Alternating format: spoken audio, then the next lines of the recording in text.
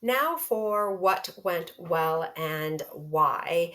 This section allows you to reflect on the strengths and weaknesses of the entire activity plan, not just about the activity itself. It could be about the age grouping, it could be about the expectations, it could be about the location, it could be about the setup. Setup went really well, intro went really well, but then the activity fell apart. So being able to have a reflective practice that is overall for the entire activity is a way to build your repertoire and look at different components that suit you and your teaching style. It might be that your teaching style does better with a little bit of open-ended, and as you are going through and looking at this reflective practice, you're finding that setup is your strength and that you can do that part in your sleep. The introduction might be a challenge for you.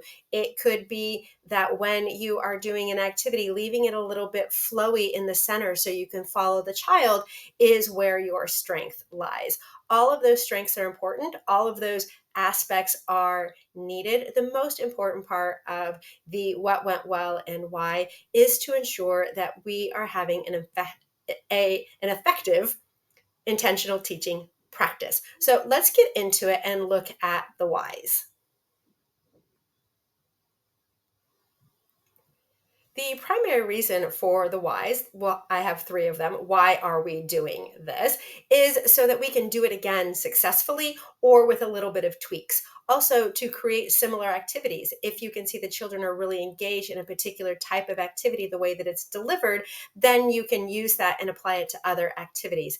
It can also help other practitioners learn from you about your skills and what works for you. And if they're finding that they're struggling in one aspect, then this can offer them some ideas on how they can tweak their own practice to be able to be more effective in their intentional teaching with an activity plan.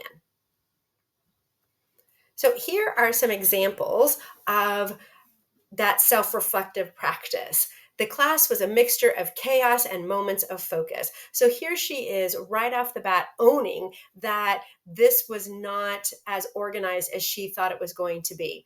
And she does call out children by name and talking about them and how they responded to it positively or negatively. And this is a very detailed reflection on what went well and why. Yours doesn't need to be this detailed.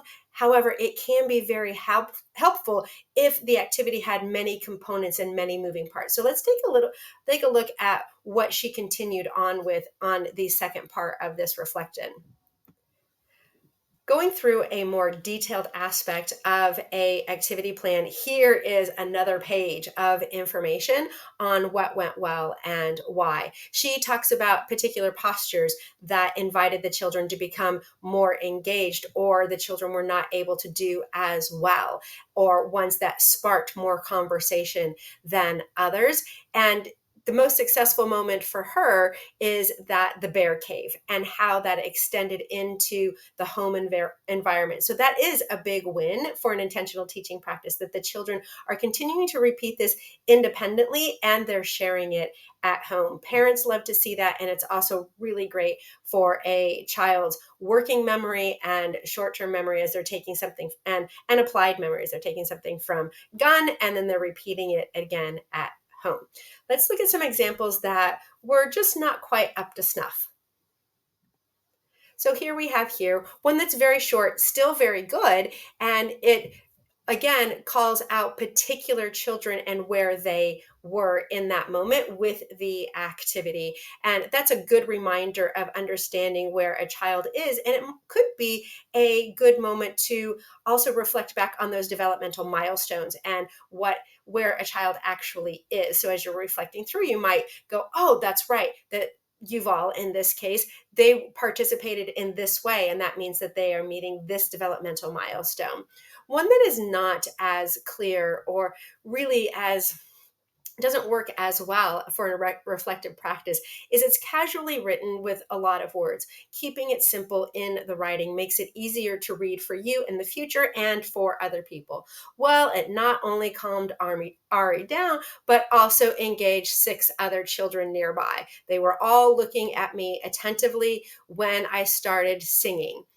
So this really doesn't give us on what went well for an intentional teaching, except for what happened with the children. There is no reflection on why did this go well and about the overall of the activity. It was just that, oh, the children started to look at her. So when we get to the section of the engagement of the child, that's going to be important information, but it's not so important here in the what went well and why.